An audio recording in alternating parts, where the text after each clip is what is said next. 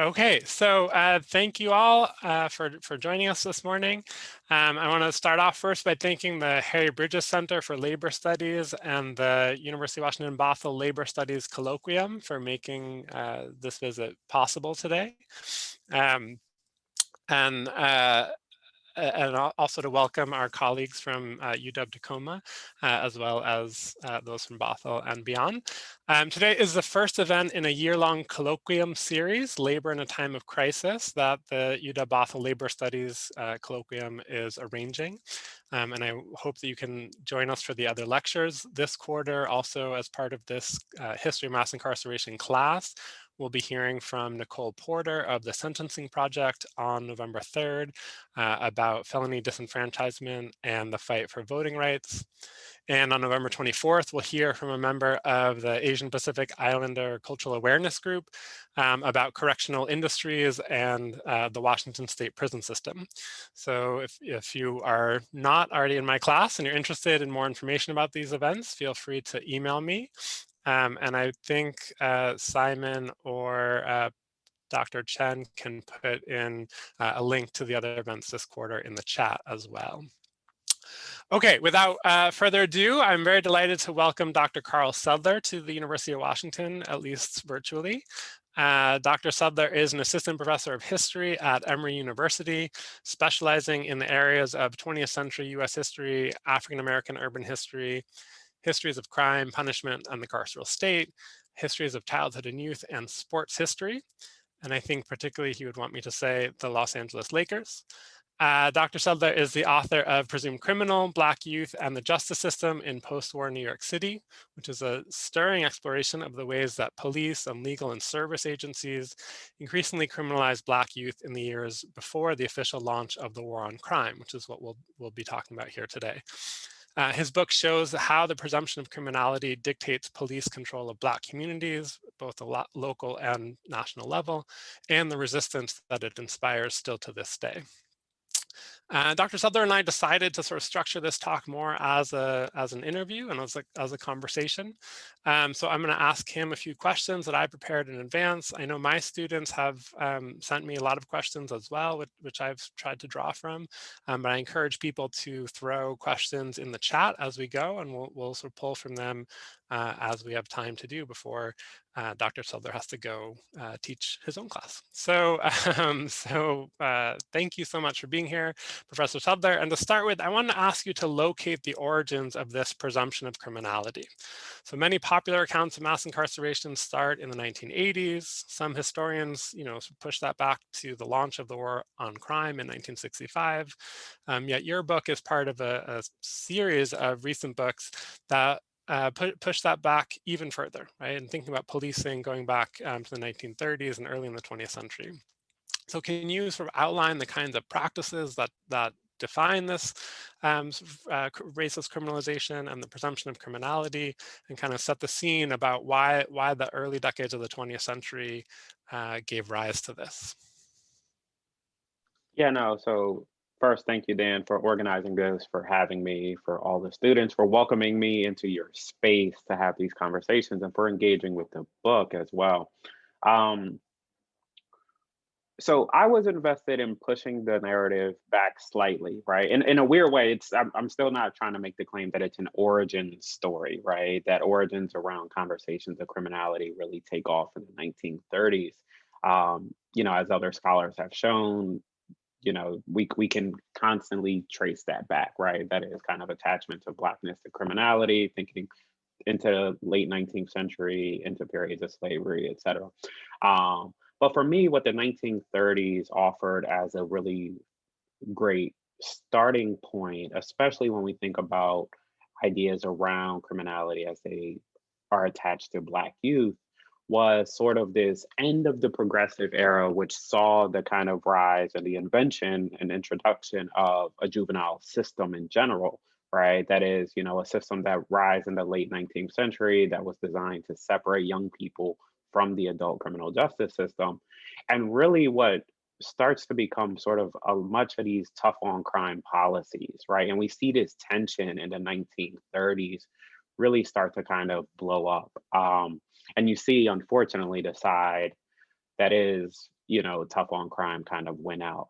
And so the 1930s, so the book is obviously largely around New York City, but the 1930s offer, both New York specific reasons as well as some sort of national reasons. New York specifically, um, they end up, Mayor LaGuardia appoints the first Black woman judge in United States history to take over the domestic relations court, which at the time saw juvenile cases in the city.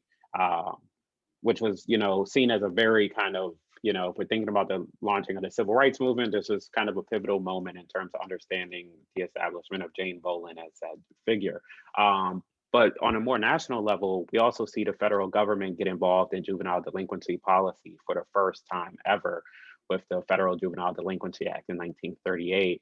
And even though this didn't do much practically, um, mostly because young people don't commit crimes, what it did was it forced many states to revisit the statutes that were established during the Progressive Era. And so we see many of the policies being reshaped that were, designed to protect young people. And we see them become much more punitive as city demographics are drastically changing, right? And so, the fact that this goes hand in hand um, is a recipe for disaster for Black youths who are entering northern city spaces in larger numbers around this time. Great. I wanted to follow up on that, right? And thinking about what are the sort of local events in New York City and other kind of metropolitan areas that that sort of give rise to this, right? Like what does that greater punitive environment look like in the 1930s? Yeah, so I mean, New York City is a city that's again, its demographics are drastically changing, right? Obviously this is coming on the back end of thinking about the Harlem Renaissance, but over the first decades of the 20th century, we see kind of the birth of Harlem as we kind of know it historically. Uh, from a policing angle, Harlem is a very particular space. And I talk about this in the book, right? I'm always very careful to talk to when I refer to it as Harlem or when I refer to it as New York City, right? Because those not familiar, with the geography will think like, oh, I can go to Harlem. And it's like, yes, that's true, but Harlem is a neighborhood, right? Like, so as much of a real space as it is, it's also very much an imagined space, right? And the police use that, right? Because police enforcement around Harlem, especially, so in 1935, there's an uprising in Harlem that's sparked by an incident of police brutality. And then we have another one in 1943, right? So you have these two kind of over an 8-year period uprisings in the city that are both sparked by incidences of police brutality. Um, and the reason I say police use Harlem as this kind of figurative space, but also very much real space, is that, the police are on the record of saying, like, we have to protect New York City from Harlem as if the two aren't one and the same, right? So Harlem becomes kind of code word, code language that the police often use as a space that they know they are going to police differently than they're going to police other neighborhoods in and around New York. Um, and so, obviously in the 30s, you have the uprising in 35, and you have another one in 43.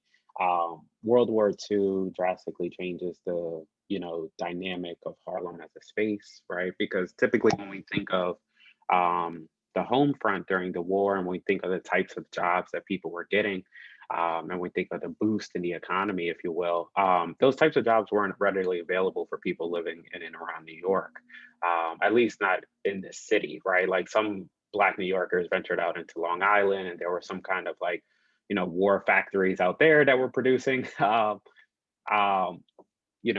equipment for the military, but generally speaking, the wartime economy didn't boom in New York City in the way that it did in other places, right? And so what you have with World War II, especially, that changes, the dynamic of New York City is that you did have a lot of police officers leave the police force to join the war efforts, which ultimately led to a quote unquote shortage of police in the city, which then they tied to this being, tied to a rise in crime.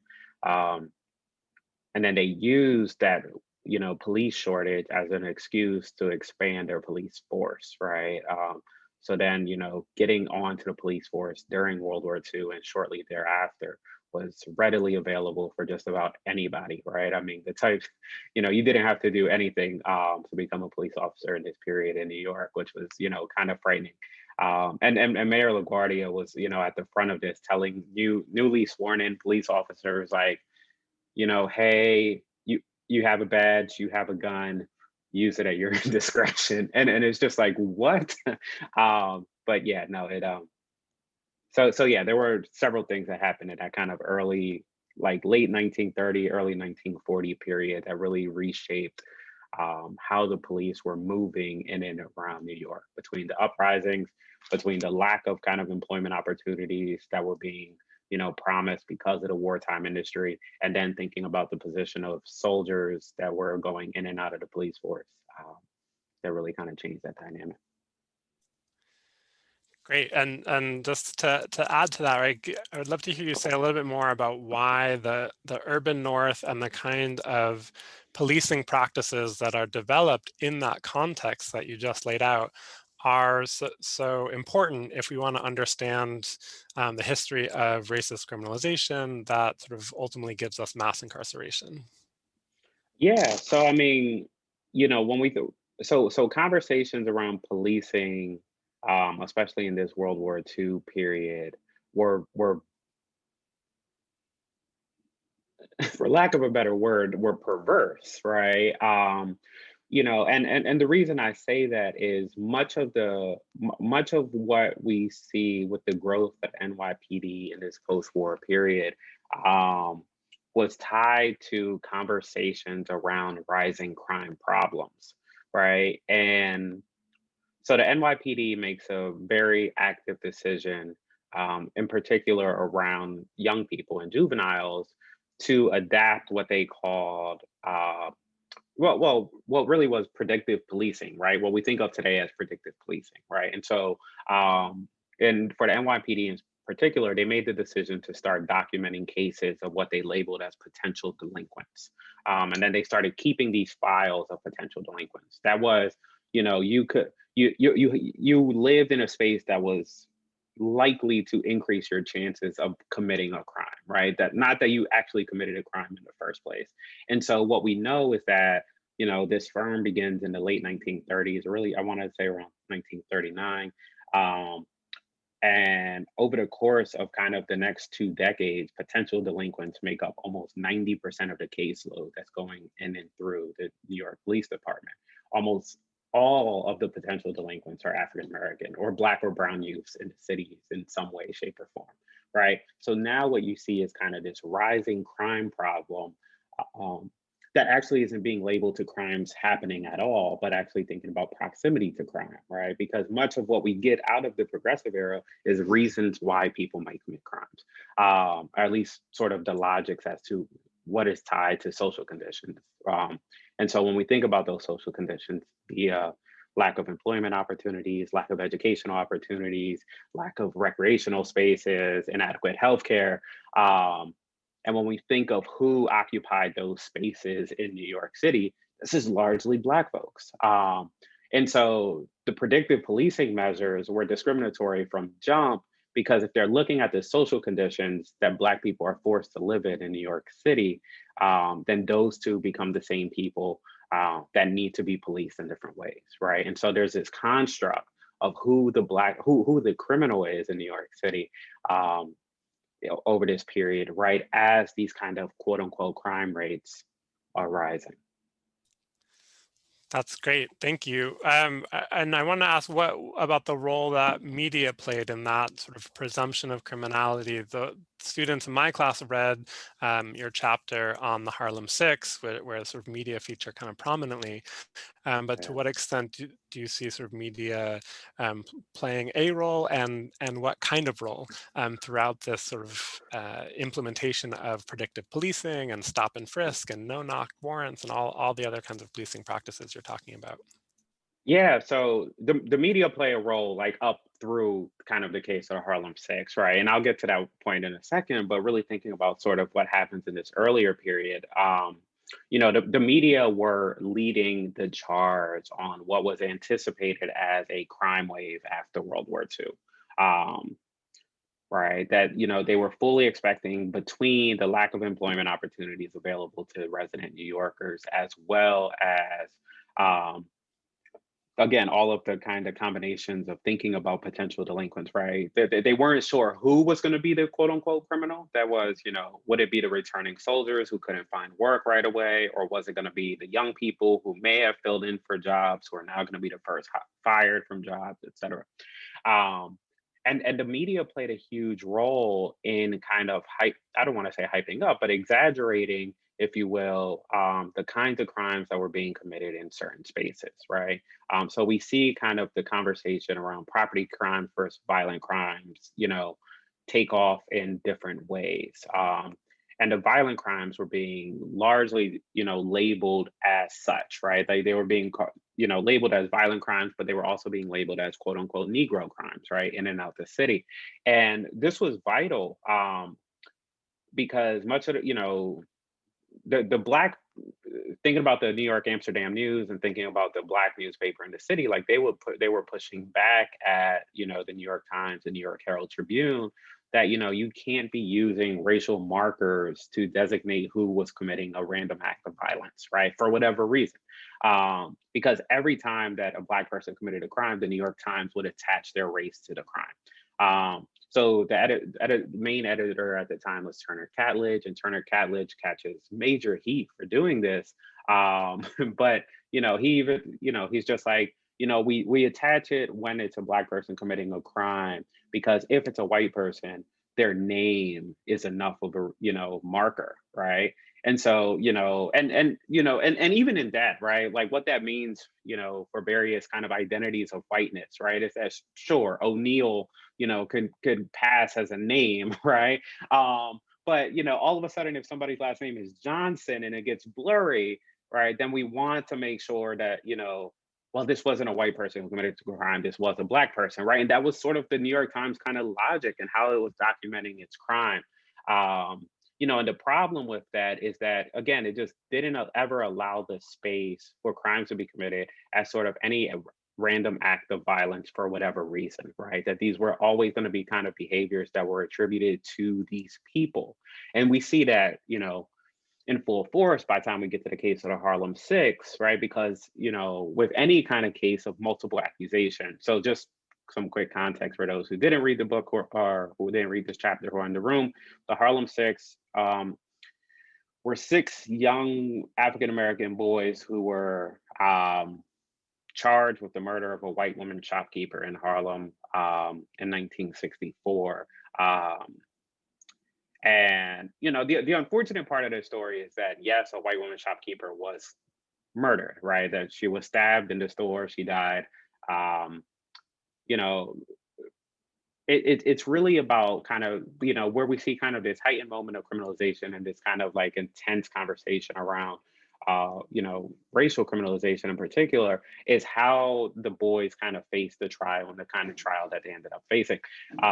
So multiple accusations always kind of played this role of kind of creating racial hysteria, right? That is, yes, one woman was stabbed by one person, right? But six people are on trial all of a sudden, right? And so this can't be seen as a random act of violence, because this is kind of a stain on a people, right? It's no different when we look, before the Harlem Six and think about stuff like the cases around the Scottsboro Boys or the Trenton Six, what have you, or we fast forward into like the Central Park Five, Jenna Six, whatever, right? We see kind of these stains of multiple accusation that are really created by the media, that create a hysteria around, the cases, right? That move us beyond conversations about the actual act that was committed, the random act of violence that was actually committed. And so it becomes a stigma that's attached to a people, and more often than not, the people is, young African American males.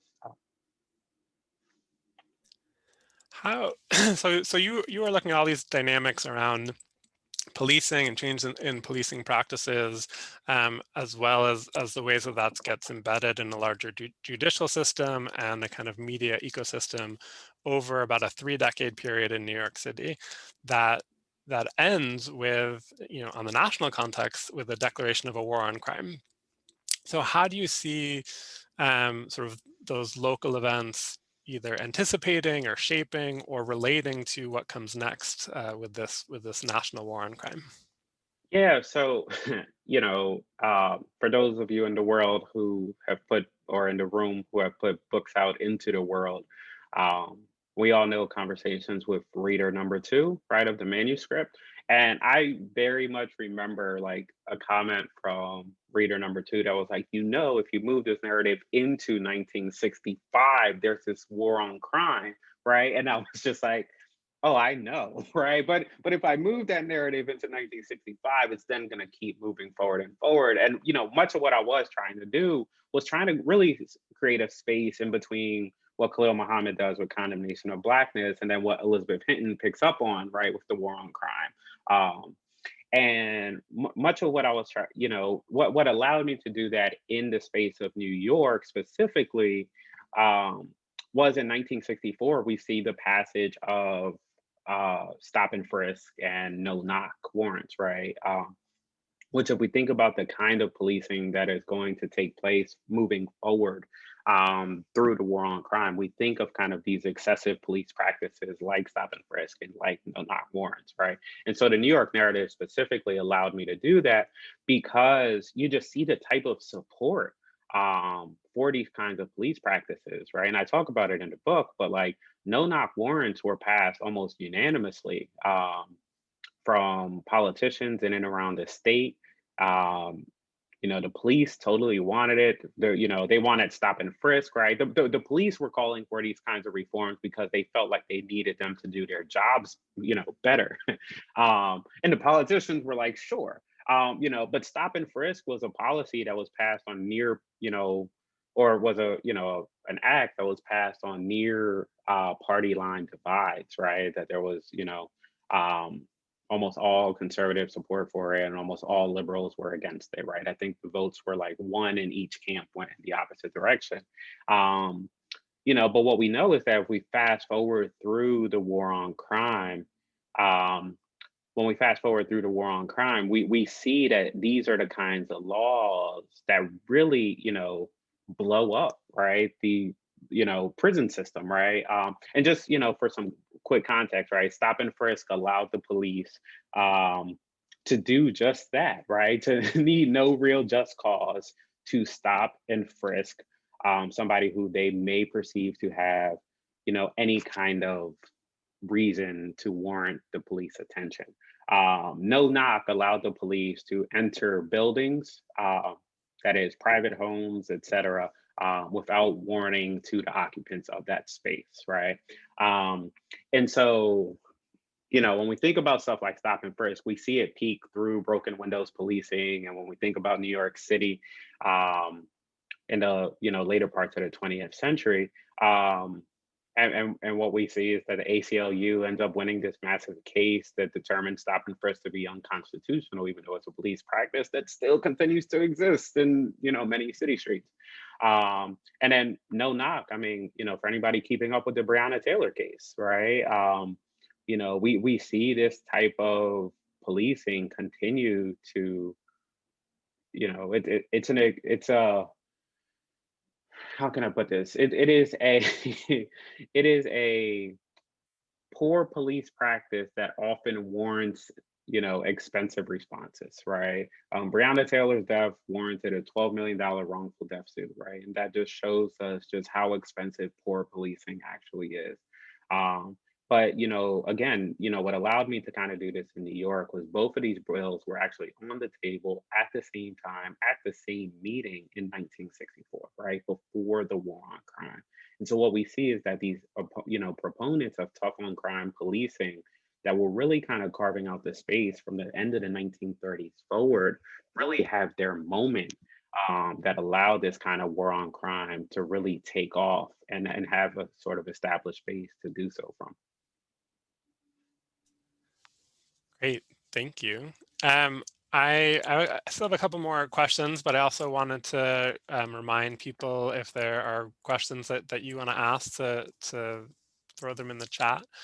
Um, So I wanted to step back and ask you kind of a more meta question, which is just sort of how you came to this topic and sort of how, like, the kinds of questions that you were trying to answer, and just some of your sort of research process that sort of led you to think about that place and that time period.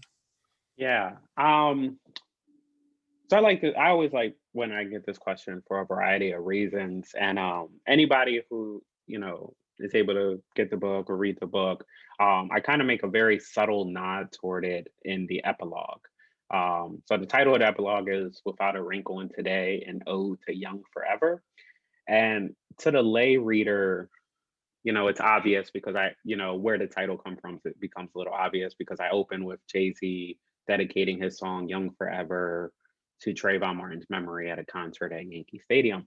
Then I proceed afterward about what it meant to write this book or bulk of this book in that moment, right? That is through Trayvon Martin, through Michael Brown, through Tamir Rice, through Sandra Bland. Um, because and I say this candidly in the epilogue is that I was worried that man, maybe I missed a moment to offer valuable context around this timely conversation that was happening in the birth of Black Lives Matter under Obama's presidency. And that's all true, right? But the subtlety, though, and again, anybody who writes books knows this, is that it took about 10 years to even get to that moment, right? In terms of where the book project actually was. So it's not like I was finishing the book in that moment, but I wasn't necessarily thinking about these things. Um, and so to me, so what I'm also hinting at in that epilogue is that Young Forever was also the title of my dissertation. Um, and the title of the dissertation was Young Forever, The Criminalization of Urban Youth, 1938 to 64. And in it, I was invested in figuring out why the juvenile legal system, which protected white youths in ways that it did not Black youths, become so punitive during this period. Because as a graduate student, I knew there was a disconnect in the literature around post-war juvenile delinquency, right? That is, there's so much around the rise of white juvenile delinquency in this period. Um, especially in the late 40s and 50s, right? If we think about like Rebel Without a Cause, if we think about kind of popular culture, that just didn't make sense to me, right? And I address some of this in the middle chapters, right? Deconstructing a cycle of outrage is kind of a direct, shot to James Gilbert's, older work on the cycle of outrage, right? But then when I dove into this disconnect in the literature, I realized that there was also a disconnect in the lived experiences, right? That is, white youth delinquency rates were rising, but the responses were drastically different, right? In fact, the category of youth was often extended through the system as a protective buffer for white youths in ways that it just was never afforded to Black youths. And so, hence, the juvenile legal system perceived them to be young forever, right? But then, when I was kind of making that transition into the book, um, I was I didn't want to design it in a way that was this kind of comparative, right? Because I was more invested in understanding how Black youths navigated a system that presumed them to be criminal, right? And so this title change actually substantively changed the angle of the analysis. Um, and this is a long way to get back kind of to the original question. Um, that how I got to this was, as historians, we know that in our society we can correct crime problems, right? We know how to correct crime problems. All you have to do is look at the history of white criminals, juveniles and adults. Right, the gangs of New York just don't disappear, right? But many of the reasons why people turn to crime have been addressed in white communities in ways that they have never been addressed in Black communities.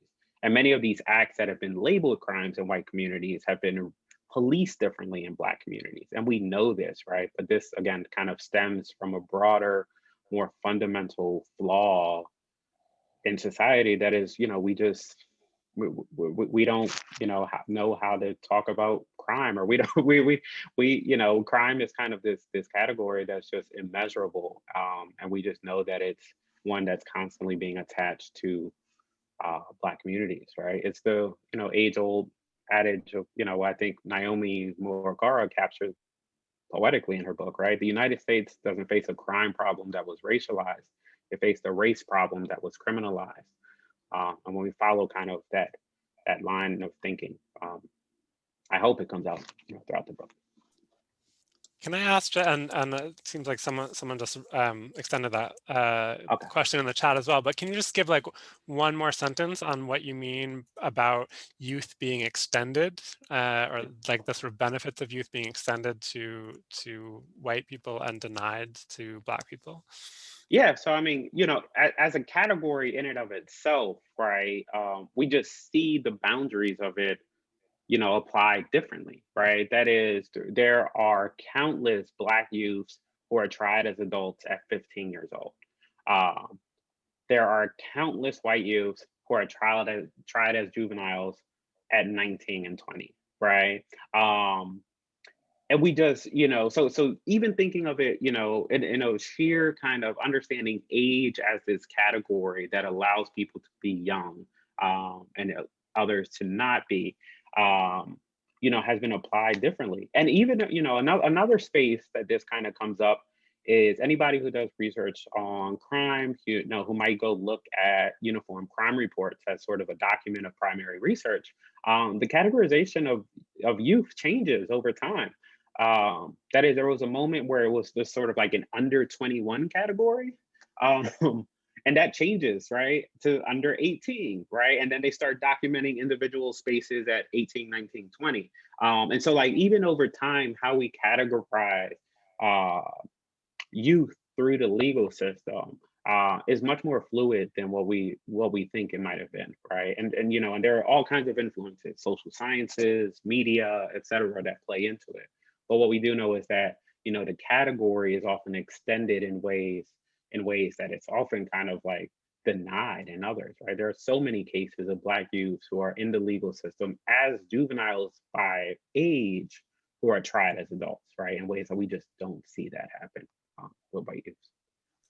And just to sort of put a finer point on it, right? That means, therefore, the amount of time that that someone might be incarcerated, as well as the conditions of that incarceration, vary tremendously, right? Right. And because my inadvertent hobby horse has become the sort of history of those policies in Washington, I also just want to mention that Washington State bears the distinction of trying one of the youngest ever people as an adult. So Mm. Barry Massey was 13 years old when he was sent to prison Hey, for life at the time, although has since been released due to uh, some changes in sort of the sentencing of juveniles as adults. I mean, and to that point, really quickly, Dan, right? Like New York just changed this, right? Like the book was in production, right? Where New York decided it was no longer going to try 15 and 16-year-olds as adults. But the category of being 17 and 18 is still wide open, even in New York, in this liberal space that is New York City, right? And so there was a moment in the book where I think I talk about it in either the introduction, somewhere in the book. But it was something that I had to change in the very late stages because this literally happened as I was writing it. So most of the time I spent writing, there was still a time where 16 and 17-year-olds were easily categorized as adults in New York City. Yeah, the last question that I had sort of prepared, which also dovetails with some questions that have come in the chat as well, which is, you're obviously, joining us after a summer of uprisings against the racism and sort of violence of police. You mentioned earlier, right, your book chronicles sort of the context of three earlier uprisings in 35, 43, and 64. And so just want to sort of hear your thoughts a little bit about sort of how criminalization kind of sparks these kinds of Yeah. civil disturbances, but then also more specifically about how you see campaigns around defunding police responding to the kinds of racist criminalization practices that you've laid out today, Yeah. and that you lay out in the Um, book. right, right, right. Yeah, no, I think, on the surface, right, it's pretty clear that whenever we've experienced these kind of uprisings, especially uprisings in Black communities that were ignited by police violence, um, authoritative figures were quick to obscure the reasons that the uprisings occurred in the first place, right? And if we think about this summer, right, that was the conversation around why are they looting, right, and how that quickly became kind of the dominant narrative. And I think a lot about, Robin Kelly's Times piece where he was like, we know the answers, right? It's poverty, anger, age, a sense of helplessness. For some, it's political violence. For others, it's, destructive opportunism, right? It's all of the above. There's no single motive. Um, and that same kind of line of thinking applied to the uprisings that I talk about in my book, right? For the 1943, for example, right? Like there was sort of what I categorize as the hoodlum premise, right? That was kind of attached to much of the narrative. And it did a lot of that same work. It detracted the attention away from why people were rebelling in the first place. Um, these uprisings and protests, have almost always been direct responses to systems of discrimination, segregation, police brutality. But when Mayor LaGuardia goes in, well, yeah. So when Mayor LaGuardia goes in, that the only folks protesting police violence were, thoughtless hoodlums who had no one to fight with and no one to give vent to. Um, and were kind of turning their energy to looting and many of the stores that belonged to people in Harlem. He and those who kind of fell in that realm, be it black, white, or otherwise, right? Because there were black folks in the community who kind of, perpetuated the same kind of hoodlum like ideology around who was out there. Um, we know that it was, something that was loaded with racial stereotypes to reinforce kind of these connections of youth criminality to blackness. And this discourse became really a barrier that leads many of us back down that road where the discussion shifts to gripes over acceptable forms of protest, right? And unfortunately for many, it's a cop out because they rather discuss these kinds of behaviors than the roots of the problems, the, either police brutality, unemployment, failing schools, what have you. And I think, specifically in the 43 case, there were several reasons, right, that, folks like LaGuardia were hesitant to call it one, a race riot, but also were kind of really, trying to get out in front of how what was going on in the narrative and the discourse surrounding it was kind of created because Harlem had just had one in 35, right? So LaGuardia was mayor then too, right? This is the second one under his watch.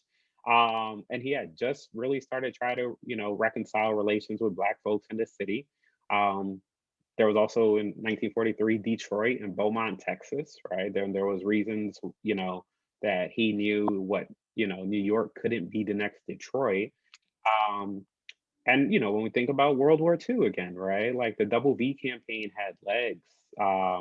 Black soldiers were fighting fascism abroad and racism at home, right? So having a black soldier get shot by a white police officer in New York City, um, it had that destructive potential. And so when we think about kind of what we see as sort of like one of those through lines is certainly how people try to obscure the kind of logics as to or the reasons why these uprisings are occurring in the first place. And so how do you see like the issue of defunding sort of fitting in both with that as you just laid out, Yeah. but also there's some questions about sort of how does that fit or relate to sort of other kinds of reforms or other kinds of changes.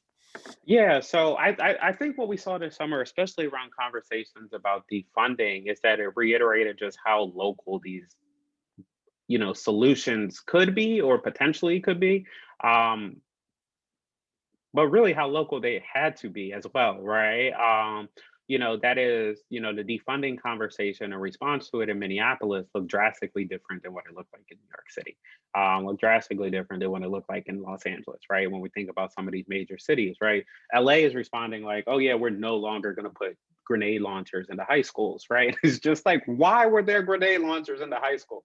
And that's defunding to them versus Minneapolis, the conversation was, all right, we're gonna, break our contracts with the university, or we're gonna, break our contract with the park services, and so, it looked different. Interestingly, when we think about the reform conversation generally, like much of the ask from the communities have almost always been consistent. Have been consistently the same. I think a lot about 40. I think a lot about 43 because I have a chapter about 43, but I think a lot about Harlem in 1943 and Atlanta in 2020, right? Harlem is sort of this black mecca space in the ways that so many of us kind of imagine Atlanta to be in 2020, right? That there's black leadership, there's at least liberal kind of leadership in a city that is, run largely by black folks, right? Mayor Keisha Lance Bottoms was out in front of so many of the conversations here in Atlanta in ways that LaGuardia was trying to pair with a lot of black folks in and around the community.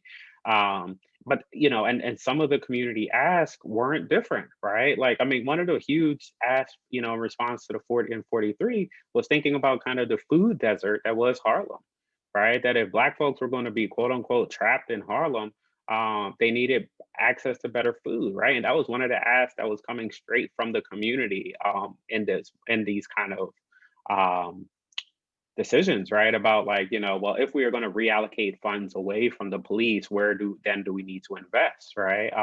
And they are literally like, we need more spaces for recreation, we need more, parks for kids, we need more, we need better schools in our community. Like, if you're gonna make us live in this occupied territory, um, then we need this space to be one that we can kind of take pride in, that we can kind of live in, and do so in a way that you all are living downtown New York, right?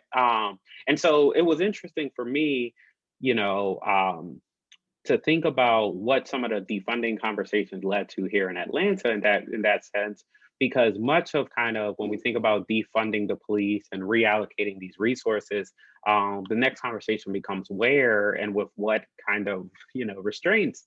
Um, because something that I worry about a lot is that reallocation of resources doesn't necessarily fix the problem, if in fact the reallocation is going to constantly perpetuate the elephant in the room, and that is white supremacy and white racism in general, right? Like, if we're going to invest and keep maintaining systems of higher education that are also inherently racist, um, then what does it mean to pull that money out of the police and then reinforce this in a different space, right? And so it's the age old Ruth Wilson Gilmore, we have to change everything. And so I think it's important as we have these conversations around defunding the police as a step in this kind of toward abolition and creating this world in which the police is currently constructed just don't have to exist. We also have to be careful about what the reallocation process looks like, and how it's kind of invested in these different spaces.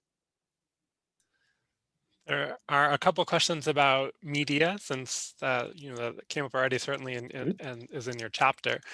So one question is, sort of, do you think that the media is sort of intentionally redirecting attention and imaginations away from kind of a root cause approach? And then another question about how you would sort of compare media coverage today to some of the historical work that you've done, particularly of incarcerated people or criminalized people. Is it better now? Is it the same, et cetera? Yeah. Yeah. No, it was so I like that question. The first time I ever had someone teach this book in a graduate course, I went to the grad class and there was a student that called out. They were like, you don't really ever, spend any time in prisons or in jails in this book, right? Like, this is a book about kind of like ideas of criminalized populations, but you're not necessarily in a prison space, right, at any time, or in a jail space at any time. And I was like, "Oh yeah, that was deliberate." And in my mind, I'm like, "No, it wasn't at all. Like, I didn't even realize I didn't do that." Right? So it is always interesting to kind of when people read it and what they pull out of it, in that sense. But to the question more directly about kind of the role that the media has here, um, certainly, I think if we look at kind of what the response was.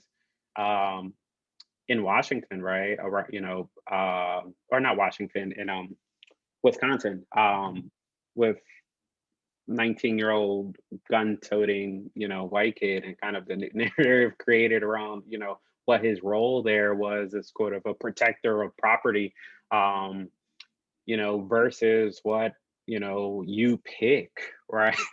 Black role or narrative around said, black victim of violence, right? or Black victim of police violence, right? I think of, again, like the case that I was most invested in this summer was Breonna Taylor. And I think about kind of the hit that she took in the media, which fits, in line with much of what we know Black people, especially Black victims of police brutality, end up going through, right? That is, they wanted to criminalize her past as much as possible, right? And to do so in a manner that this woman who was no longer with us could even defend any of the accusations or any of the portrayals, and the media certainly plays that up to their advantage as much as they can, right? Like, oh well, she had this drug dealer boyfriend, oh she had the, and you know even though the boyfriend that she was currently with wasn't even said drug dealer, right? But it was, like it was so much, it was so part of the narrative, right? About like, we have to give a reason as to why somebody may have, brought this onto themselves, as if the, police weren't the kind of proactive, force in that space. And that's certainly the, and I don't want to let the police off the hook and say the police aren't writing the reports in these same kinds of ways, right? Because a lot of what the police are actually reporting is, kind of simultaneous with what the media is also kind of putting out. But the media certainly kind of plays it up to the public, right? Because most people aren't going and reading police reports in the ways that kind of scholars and historians and, thinkers of kind of the carceral state are really kind of doing. Um, but and we certainly see this in these earlier periods, right? I think another instance in the book that I talk about is is around muggings, right? Like, so there's a full study that's published in Phylon. Phylon's an old journal that W.E.B. Du Bois started. Um, Later in his life. But much of the conversation in the book, was what they found was that like almost every mugging reported in New York City, in mainstream, papers over like almost like a 7 or 8 year period, was almost always attached to a black perpetrator, of the violent act, right? you know, and it's not that white people weren't muggings, right? Because if you went to the police reports, you would see that white people were also mugging, right? But the media just wasn't covering cases of white muggings. And so, like, so there's something to be said about the police's role and how they're documenting these arrests, and how the media chooses what it wants to reinforce or kind of just let off the hook.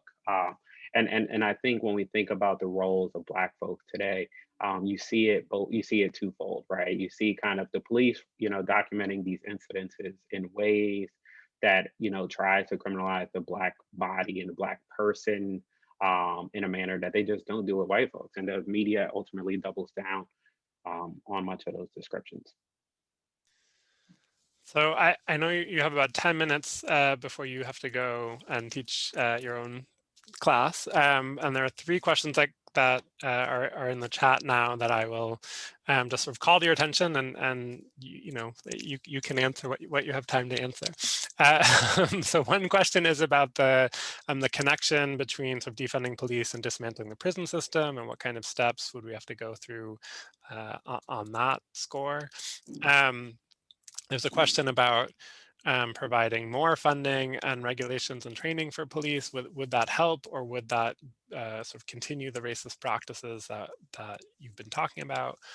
And then the third question is sort of other research questions that came up as you worked on this book. Yeah. So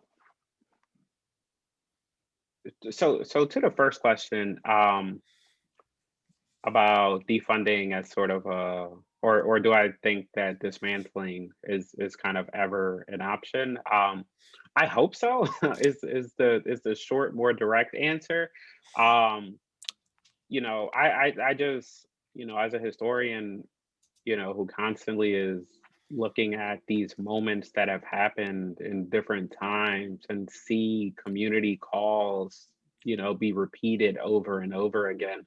Uh, it does become frustrating, to think about like, well, what else do we have to do to make folks understand that this is the only kind of way that we need to be, moving this kind of conversation around reform. And I do think, this summer was slightly different, right? I think Mariam Kaba tweeted once like, They say only 26% of the United States believes in abolishing the police, and for anybody who's thinks about abolition, people saw 26% and was like, only, right? We're winning, right? This is progress, right? And so I think it's important for abolitionists to continue to push that needle in the reform conversation, generally speaking.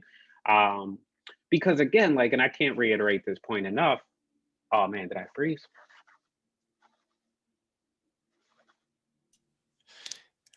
You Hold on. did, but Oh, we can still hear you, so that's oh, good. oh my But goodness. All right. your visual is frozen. All right, I'm sorry. So I'm talking here still. Yeah. Yeah, my whole screen just froze. I'm sorry. I think again, like, and so I'm going to tie this to kind of a question about future research. Is I can't reiterate the point enough. Is that if we look at how the country has responded to crime problems historically in predominantly white communities, um, as a space to think about how we need to, how we can correct quote unquote crime problems and the conditions in which people feel they live in which they need to turn to crime in the first place, um, is out there, right? Those kind of answers and responses are out there. I wish I knew if I was still. Can you still hear me? Definitely. Yeah. Yes.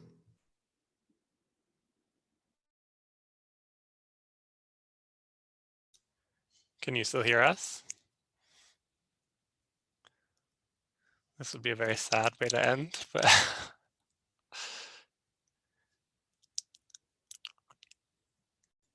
can you hear us, Carl?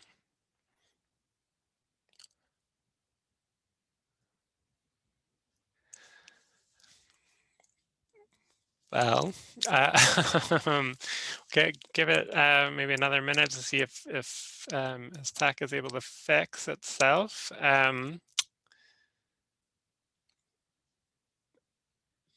Not used to having guest speakers end this way, but we're all adjusting to our situations.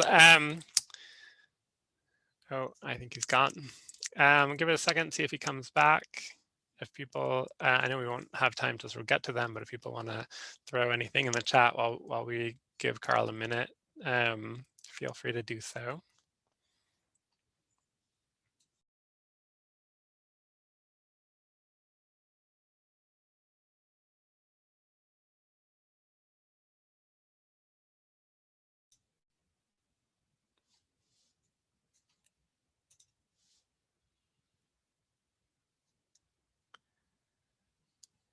All right.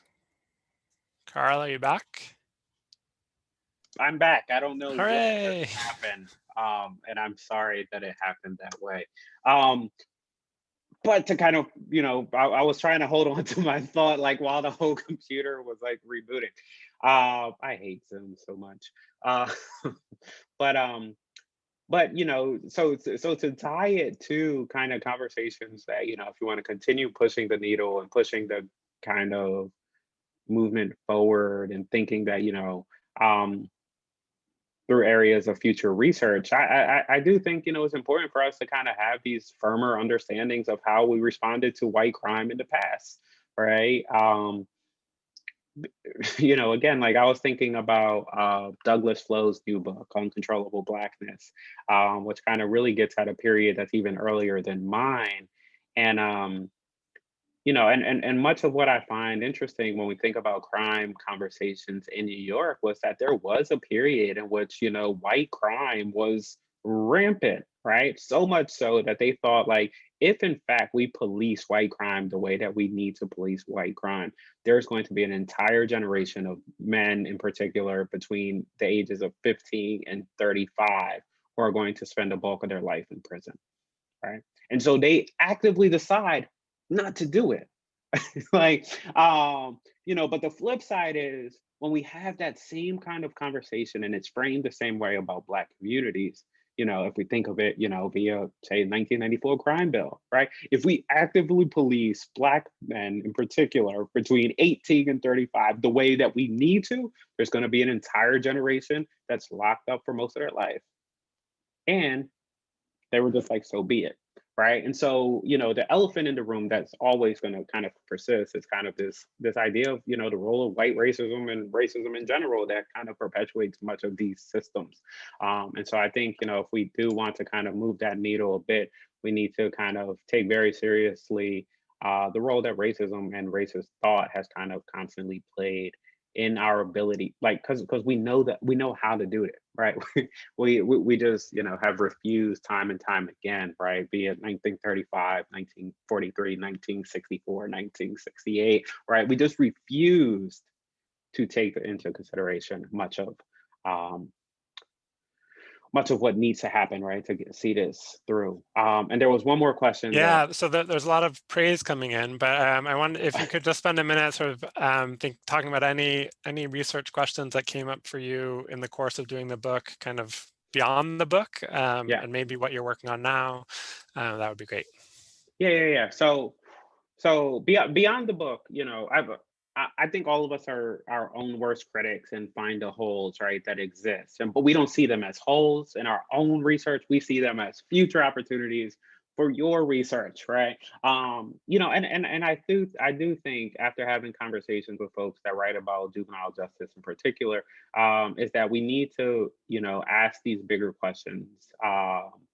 Around the juvenile legal system that allows us to have that allows us to kind of broaden the scope of, African American history generally, right? That is something that I tried to do in the book, is really show that there are various actors throughout African American history who have been involved in the conversations around, shaping discourse around who is presumed criminal, right? So I have, people like Sammy Davis Jr. and Jackie Robinson, and, all these folks kind of like show up in different spaces in the book, in ways that they won't necessarily show up in, say, a juvenile justice history on the Supreme Court case in Ray v. Gold, right?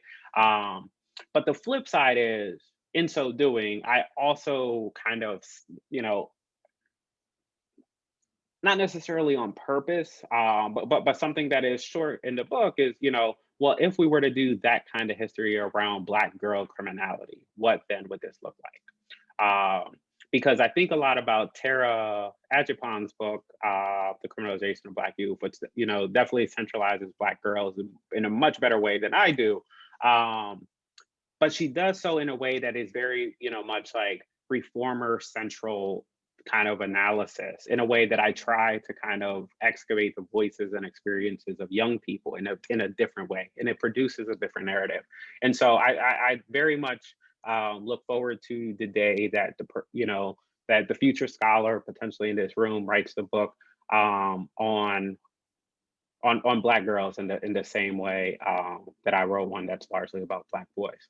Now, the future scholarship that it led me to, in particular, was, again, like, call why people turn to crime has always been kind of the same reasons, right? Lack of employment, lack of education opportunities, lack of social, thinking about inadequate healthcare, and lack of recreational spaces, right? And so for me, I wanted to dig into this space around why city authorities were often so quick to respond to the latter, right?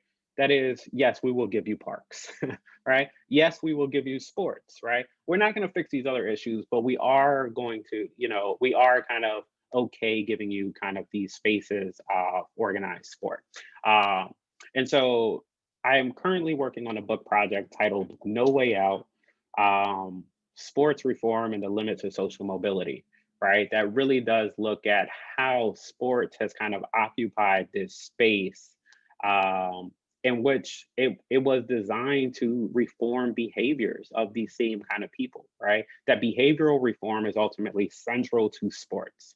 Um, Therefore, that's why, much of the time when we use sports as sort of a deterrent to crime, city spaces are often okay, or city authorities and, authorities in general are often okay resorting to that, right? Because when we think of sort of the formations, in particular around amateur sports, right, the AAU, Catholic Youth Organizations, the YMCA's, the NCAA, all of these actually are established in the progressive era, right? When these ideas around behavioral reform are actually coming up.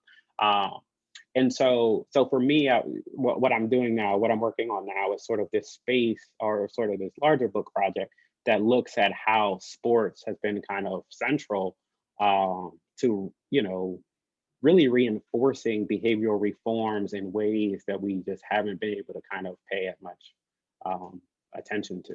And so, hence the purpose of the book and the title of the book is No Way Out, is really to kind of think about um, how sports has been a way out for so many of these athletes, right? And they see it as sort of their platform and their outlet out of, impoverished living conditions in ways that is just systemically just is unattainable. Um, for the few who do succeed, and even less for the ones who don't. Professor Suddler, thank you so much for joining us today. We can't Thank you sort of all for give you having a me. good proper applause, but maybe you get some emojis. Those of you who are in my class will take a